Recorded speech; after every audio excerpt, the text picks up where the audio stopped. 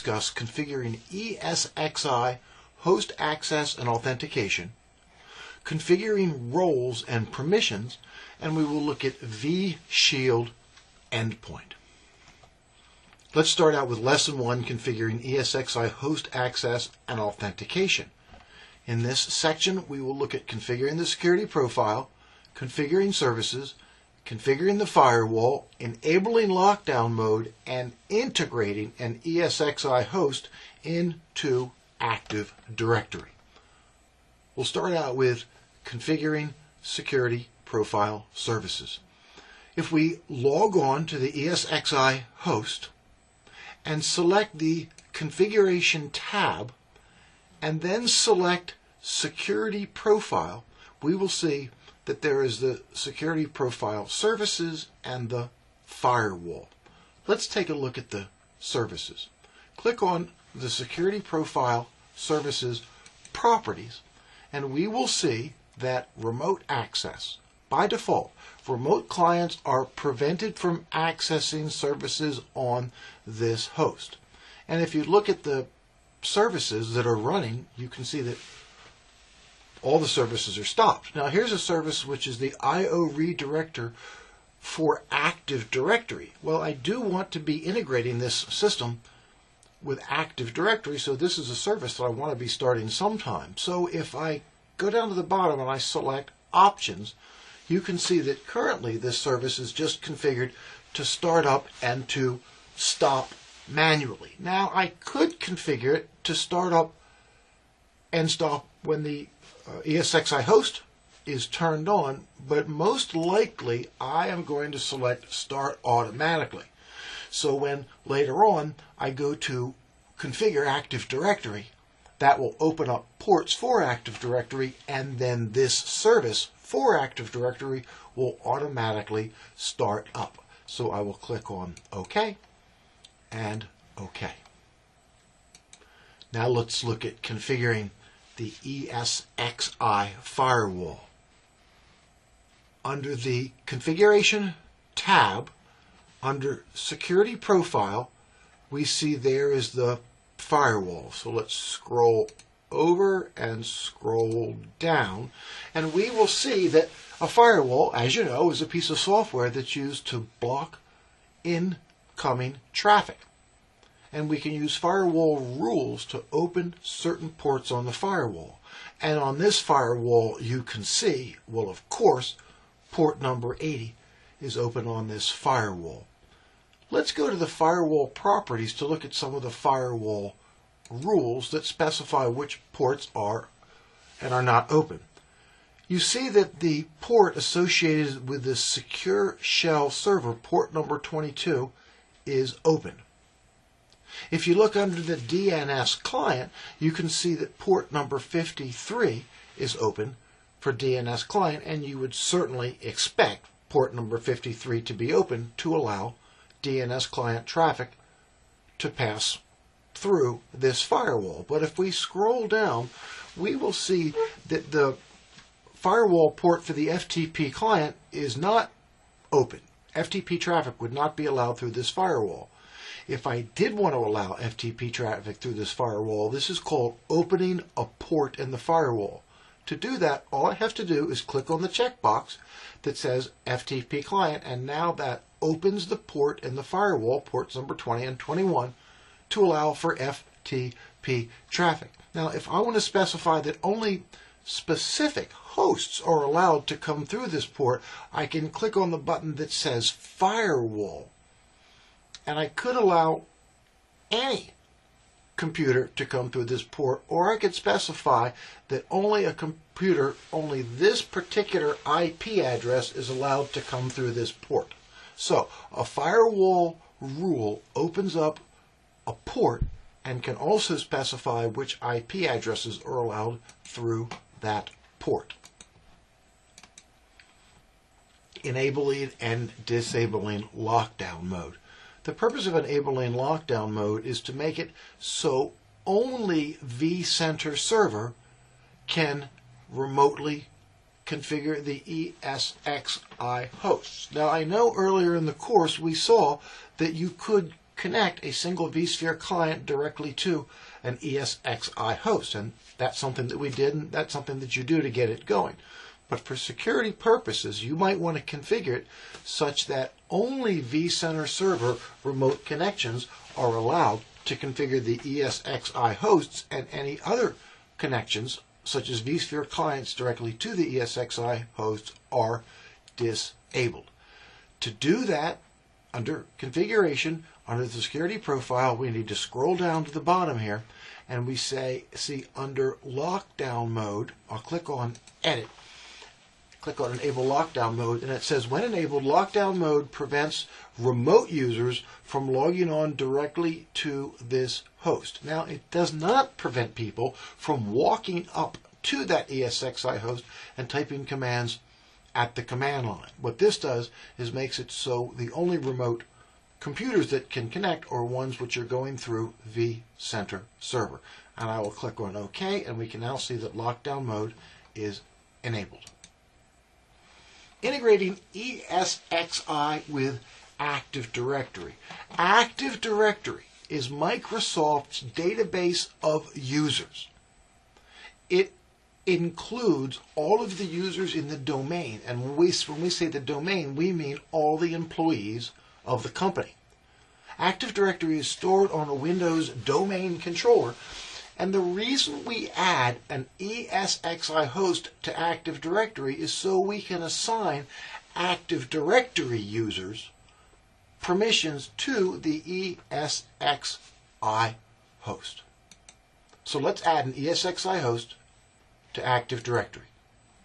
We go into the Configuration tab, and under Authentication Services, we click under Properties. And right now, the authentication type is just local authentication. Select the drop-down, and we will select Active Directory for authentication method. Then we type in the name of the Active Directory domain. For us, the Community College of Baltimore County would be ccbc.edu. When we click Join Domain, we have to type in the administrator name for the domain administrator, followed by the password. Click on Join Domain, and that adds the ESXi host to the Active Directory domain. Active Directory is a database of Windows users, meaning all of the employees in the company. And when we use Active Directory integration, the reason we use Active Directory integration is to allow us to assign permissions to Active Directory users and computers. Which leads us to the next section, Lesson 2, Configuring Roles and Permissions. This section addresses the question, who has the power to manage the vSphere inventory? Meaning, who has the power to create VMs, to delete VMs, to create and modify virtual switches and data stores.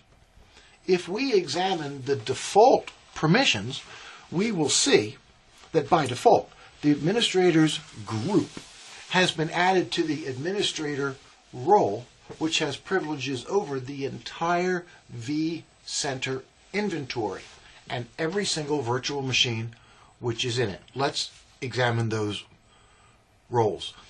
If we select the entire vCenter inventory, the root of the vCenter inventory, and we select the Permissions tab, we will see that by default the administrator's group has been added to the administrator's role. If we look at the properties for the administrator's role, we can see that the administrator role has all privileges to do everything, to create virtual switches, to create virtual machines, all power to do everything.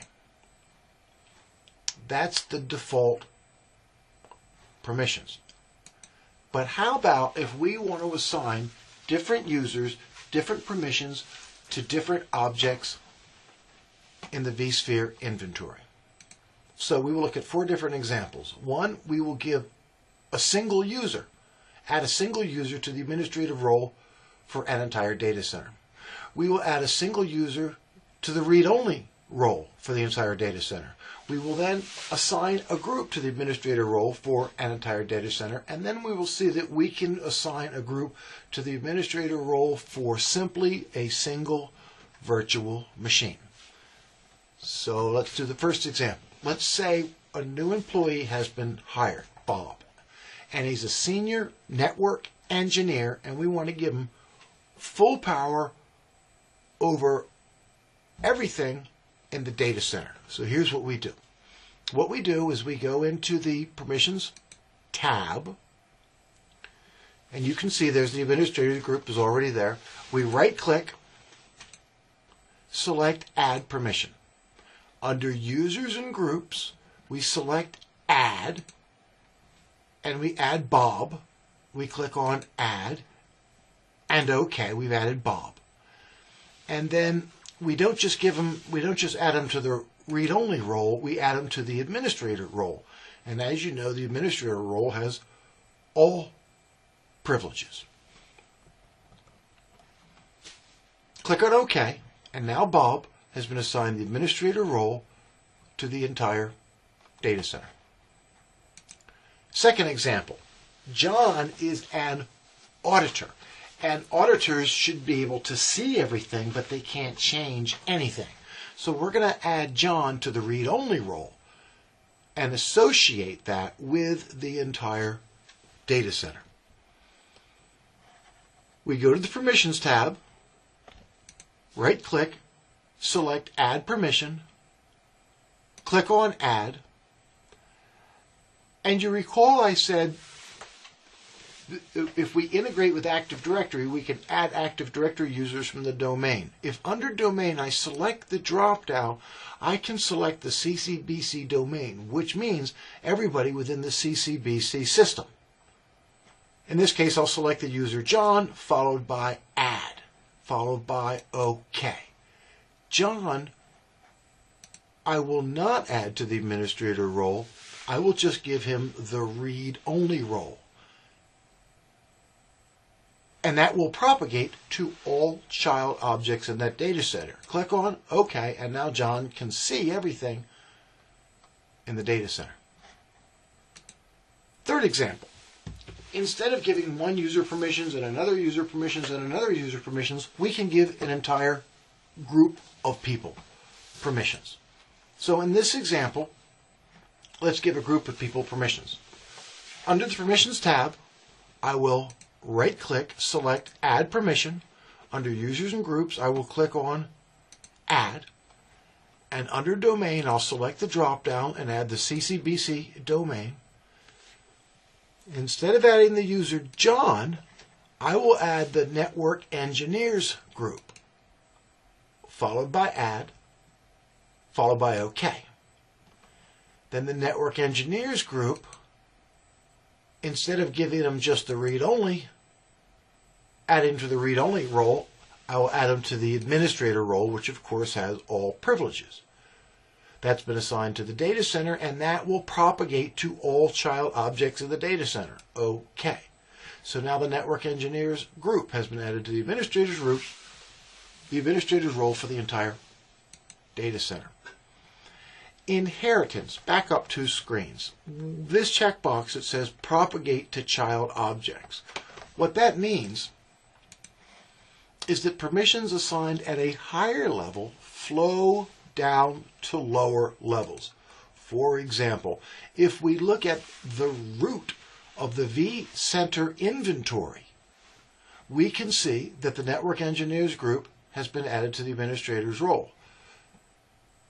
But if we look down at one individual ESXi host, we can see the Network Engineers group has the same privileges there. And even if we go down to one single virtual machine, we can see that those privileges which have been assigned at the root flow all the way down in the vSphere inventory.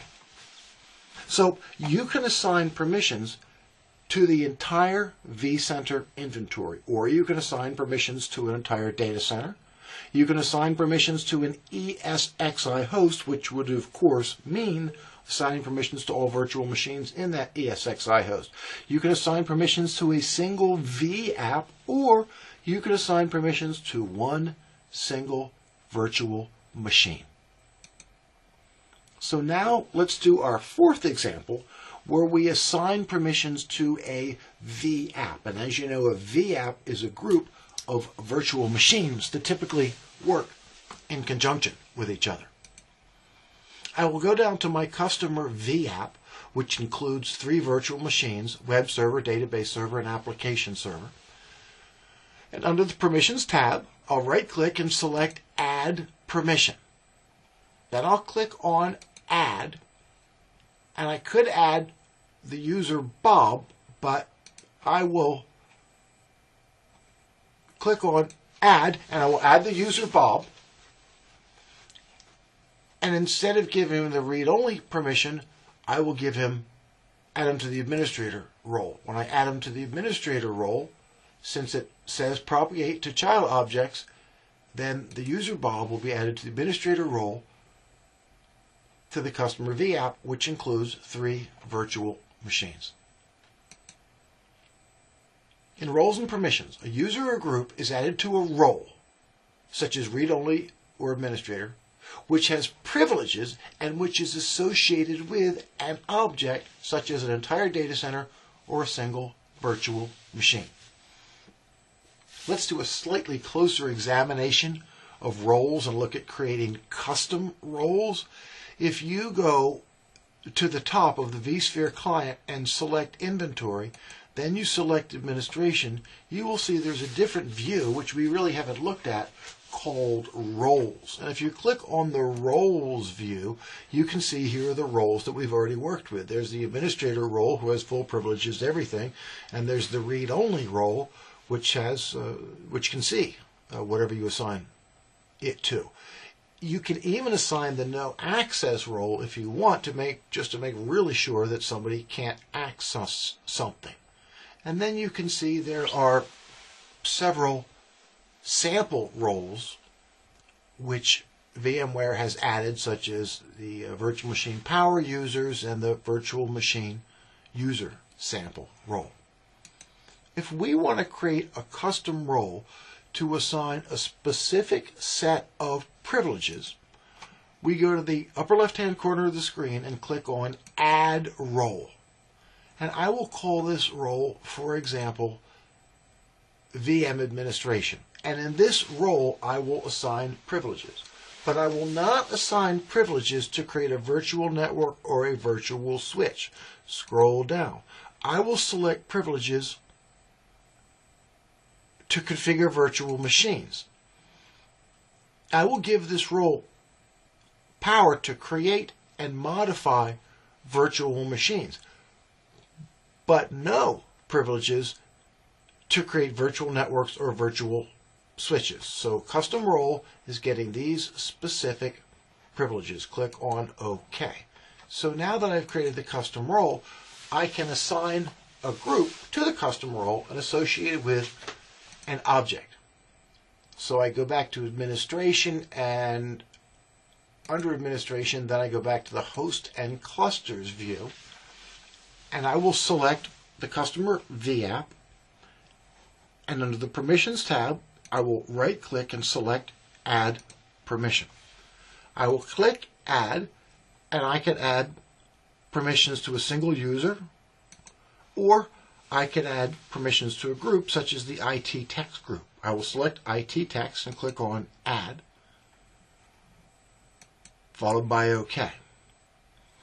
And then the permissions I want to assign, the role will not be the read-only role. That's not enough. It won't be the administrator role. That's too much. What I will do is assign the custom role that we just created, called the VM Administration role, and I will select that, followed by OK, and it says propagate to child objects. So now the IT text group has been assigned the VM Administration role to the customer vApp. In roles and permissions, a user or group is added to a role, such as read-only or administrator, which has privileges and which is associated with an object, such as an entire data center or a single virtual machine. In Lab 14, you will manage user access permissions. First, log in, and then grant a user or a group administrator access to the entire data center. And then the next exercise is similar, but it's just the other end of the spectrum. Then grant a user or a group administrator access to a single virtual machine. And then the next exercise, you create a custom role in vCenter Server, you assign privileges to the role, and then you add a user to the custom role and assign that role to an inventory object such as the vApp, and then verify that the permission was successfully created. Now let's look at vShield Endpoint. vShield Endpoint is the foundation for a trusted cloud. It provides security for an entire data center. It provides security for individual applications. The VMware vShield is a group of technologies that work together to provide security. The VMware vShield Edge is a technology that's used to secure the edge of a virtual data center. Here are two virtual data centers. There is the production virtual data center, and there is the DMZ, demilitarized zone virtual data center. VMware vShield app is used to protect applications which are running on ESXi hosts from threats within zones. vShield app with data security protects against leaks in applications running on ESXi servers. And vShield Endpoint is used to streamline and accelerate antivirus solutions. So together, these technologies provide security in a virtual data center. Let's look a little closer at the vShield inventory vShield endpoint that streamlines and accelerates antivirus solutions. Statement of the problem is that installing and maintaining antivirus software on a large number of computers can be not only time-consuming, but it can be bandwidth-consuming, especially if each individual virtual machine grabs its updates from its update server. So what we do is we can use vShield Endpoint. vShield Endpoint allows us to secure our virtual machines with offloaded, or downloaded, I should say, antivirus and anti-malware software. It's simplified antivirus administration, and it provides improved performance. The vShield inventory is a virtual application installed on an ESXi host that pulls the updates from the update servers, stores the updates, the antivirus software, and pushes the antivirus software down to the individual virtual machines. If we look at www.vmware.com, we see that vShield Endpoint is a virtual appliance that's used to download antivirus software. The vShield Endpoint is a virtual appliance which is installed on an ESXi host that integrates with antivirus software vendors such as McAfee. And it downloads the antivirus software from McAfee and then pushes it, the anti-malware, antivirus software, down to the individual virtual machines. For more information on vShield Endpoint, go to www.vmware.com and you will see greater information on vShield Endpoint. Module 9, Summary. In this section we talked about host access and authentication. We looked at configuring the security profile, configuring services, and enabling firewall rules. We enabled lockdown mode and we integrated an ESXi host with Active Directory. We applied permissions to the vSphere inventory. We saw that users or groups can be added to roles, and that roles are assigned privileges to vSphere inventory objects. And lastly, we just saw that the vShield endpoint is used to just distribute antivirus software. This concludes Module 9, Security, Authentication, and Authorization. Thank you very much.